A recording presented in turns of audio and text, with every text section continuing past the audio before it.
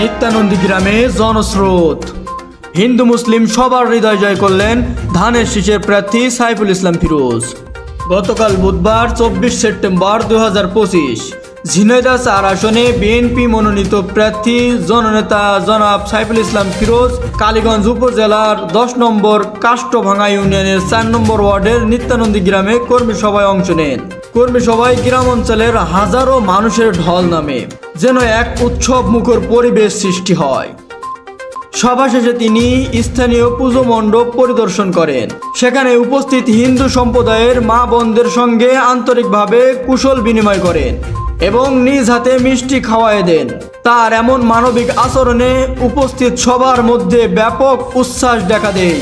এ সময় মণ্ডপে এক কিশোর মনোমুগ্ধকর গান পরিবেশন করে।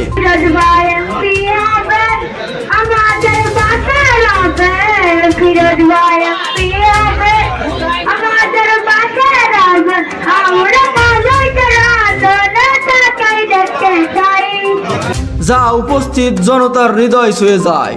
পুরো গ্রাম জুড়ে তখন একটাই স্লোগান ধ্বনিত হয়, আগামী নির্বাচনে যোগ্য প্রার্থী সাইফুল ইসলাম ফিরোজ ছাড়া বিকল্প কিছুই নেই।